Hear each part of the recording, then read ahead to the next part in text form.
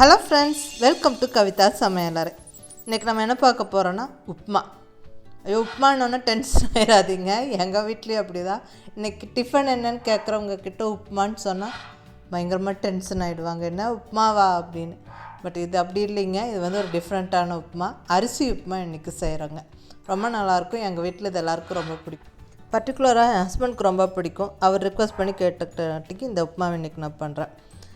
மோஸ்ட்டாக அரிசி உப்புமானா பச்சரிசியில் பண்ணுவாங்க. இது அப்படி இல்லைங்க. இது வந்து புழுங்கல் அரிசி, தட் இஸ் நம்ம சாப்பாட்டுக்கு யூஸ் பண்ணுற ஹாஃப் பாயில்டு ரைஸு.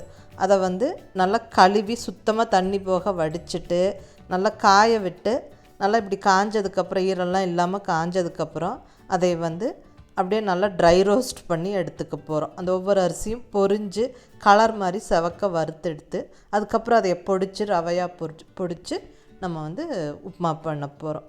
இப்போ பாருங்கள், அந்த கழுவி காய வச்ச அரிசியை நான் கொஞ்சம் கொஞ்சமாக போட்டு பேனில் வறுக்கிறேன். நல்லா சூடான பேனில் போட்டு ட்ரை ரோஸ்ட் பண்ணுறேன். அது அப்படியே கலர் மாதிரி பொரிஞ்சு வரும். பாருங்கள், அது தெரியுது நம்மளுக்கு. ஒவ்வொரு அரிசியும் கலர் மாதிரி அது கொஞ்சம் உப்பி பொரிஞ்சு வந்திருக்குது.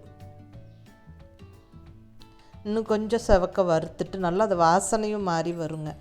அந்த அரிசி வறுத்த வாசனையே நல்லாயிருக்கும். அதுக்கப்புறம் அதை வந்து மிக்சியில் போட்டு பொடிக்கிறதுக்கு முன்னாடி கொஞ்சம் பிளேட்டில் போட்டு நல்லா ஆறக்கு விட்டு அந்த சூடெல்லாம் ஆறுனதுக்கப்புறம் நம்ம வந்து மிக்சி ஜாரில் போட்டு பொடிச்சு எடுக்கணும். இப்போ அதை ஆறக்கு விட்டுட்டு இப்போ அடுத்த கொஞ்சம் அரிசியும் போட்டு வறுக்கிறேன். இப்போ வந்து அது மிக்சியில் வந்து பொடிச்சு எடுக்கிறேன். ரொம்ப அப்படியே பவுடராக பொடிச்சிடக்கூடாது. இப்படி கொஞ்சம் ரவையாக இருக்கிற மாதிரி பொடிச்சு எடுத்துக்கணும். பாருங்கள், அந்த பதம் உங்களுக்கு தெரியுது. இந்த பொடிச்ச ரவை, இந்த அரிசி ரவையிலேயே கொழக்கட்டை பண்ணால் ரொம்ப நல்லாயிருக்கும். அது இன்னொரு நாள் செஞ்சு காமிக்கிறேங்க. இப்போ உப்புமாவுக்கு தேவையான பொருட்களெல்லாம் எடுத்து வச்சுருக்கிறேன். இப்போ 1 டம்ளர் ரவை, அரிசி ரவை எடுத்துருக்கிறேன், வறுத்து பொடிச்ச ரவை. அதுக்கு 1 பெரிய வெங்காயம், 3 பச்சை மிளகா, 1 வரமிளகா, கருவேப்பிலை, கொத்தமல்லி, கடுகு, உளுந்தம்பருப்பு, கடலைப்பருப்பு. இதெல்லாம் வந்து ஒவ்வொரு ஸ்பூனுக்கு மேலேயே ஒவ்வொன்றும் எடுத்து வச்சுருக்கிறேன். அதெல்லாம் கொஞ்சம் நிறையா போட்டால் நல்லாயிருக்கும். இப்போ 1 கப்பு, அதாவது 1 டம்ளர் ரவை எடுக்கிறேன்னா 2.5 டம்ளர் தண்ணி அதை கொதிக்கிறதுக்கு அடுப்பில் வச்சுட்டேன். இப்போ இந்த உப்புமா வந்து பர்டிகுலராக தேங்காய் எண்ணெயில் தாளித்தா ரொம்ப நல்லாயிருக்கும். அந்த வாசம், தேங்காய் எண்ணெய் வாசம், இந்த அரிசி வறுத்த அந்த வாசம் எல்லாம் சேர்ந்து சூப்பராக இருக்குங்க. ஸோ அதனால் நான் பர்டிகுலர் தேங்காய் எண்ணெய் ஊற்றி தாளிக்கிறோம். இப்போ ஒரு பேனில் 2 ஸ்பூன் எண்ணெயை நான் சூடு பண்ணியாச்சு. நல்லா சூடான எண்ணெயில் கடுகு போட்டோன்னா பாருங்கள் நல்லா பொரிஞ்சிருச்சு. அதுக்கப்புறம் உளுந்தம்பருப்பு, கடலைப்பருப்பு, அப்புறம் கருவேப்பிலை, அப்புறம் வெட்டி வச்ச வெங்காயம், மிளகாய் அதெல்லாம் ஒவ்வொன்றா சேர்த்திக்கிறோம். அப்புறம் இந்த ரவையும் போட்டு நல்லா கிளறினதுக்கப்புறமா மறுபடியும் உப்புமா வெந்து நல்லா அது உதிரி உதிரியாக வந்ததுக்கப்புறம் இன்னும் 1 ஸ்பூன் எண்ணெய் மறுபடியும் தேங்காய் எண்ணெய் மேலே அப்படி ஊற்றி கிளறி எடுத்தோம்னா ரொம்பவுமே நல்லாயிருக்குங்க. அதை நீங்கள் செஞ்சு பாருங்கள். இப்போ என்ன வேணுன்னா கருவேப்பிலை பொரிஞ்சாச்சு. இப்போ வெங்காயத்தையும் போட்டு நல்லா கிளறோம்.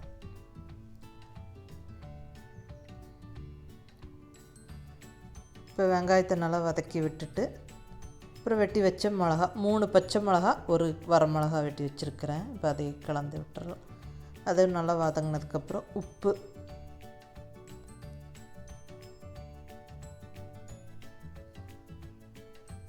அப்புறம் ஒரு கையளவு கொத்தமல்லி இலை.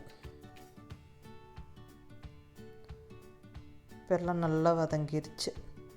இனி நம்ம வந்து கொதிக்கிற வச்ச தண்ணி, 1 டம்ளர் அரிசி ரவைக்கு 2.5 டம்ளர் தண்ணி எடுத்துருக்கிறேன். அது சரியாக இருக்கும். ரொம்ப குலைவாகவும் வராது, ரொம்ப உதிரியாகவும் இருக்காது. நல்லா நீட்டாக வெந்து வரும். கொஞ்சம் இந்த உப்புமா வந்து கொஞ்சம் உதிரி உதிரியாக இருந்தால் ரொம்ப நல்லாயிருக்குங்க. ரொம்ப குழஞ்சி வெந்து வர்றதுக்கு பதிலாக. இப்போ எந்த உப்புமா பண்ணுறதா இருந்தாலும் நம்ம ரவை போடும்போது ஒரு சைடு அப்படியே அந்த தண்ணியை கிளறி விட்டுட்டே போட்டோம்னா உருண்டையெல்லாம் விழுகாமல் அழகாக வெந்துடும். நான் இப்போ இந்த அரிசி ரவைக்கும் அதே மெத்தட் தான் பண்ணுறேன். தண்ணி அப்படியே கலந்து விட்டுட்டு ரவையும் சேர்த்திக்கிறேன்.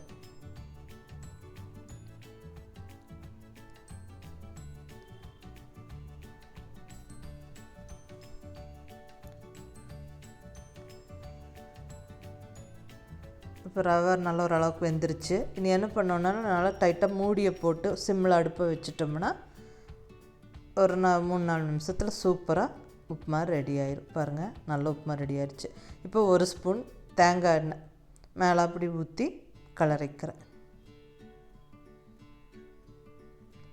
நல்லா கமகமன்னு நல்ல வாசனையாக நல்லாயிருக்கும் உப்புமா சாப்பிட. இது நல்ல ஒரு சட்னியோட பரிமாறினா நல்லாயிருக்கும். சாம்பார், தேங்காய் சட்னி, இல்லைன்னா கார சட்னி, தேங்காய் சட்னி, இப்படி ஏதாவது ஒன்று வச்சு பரிமாறினா சூப்பரான அரிசி உப்புமா ரெடி. கண்டிப்பாக உப்புமா பிடிக்காதவங்களுக்கும் இந்த அரிசி உப்புமா ஒரு டிஃப்ரெண்ட்டாக இருக்கும், ரொம்ப பிடிக்கும். ட்ரை பண்ணி பாருங்கள். லைக் பண்ணி, ஷேர் பண்ணி, கமெண்ட் பண்ணுங்கள். கவிதா சமையலறையை சப்ஸ்கிரைப் பண்ணி என்னோடய மற்ற ரெசிபீஸும் வீடியோஸும் பாருங்கள். தேங்க்யூ.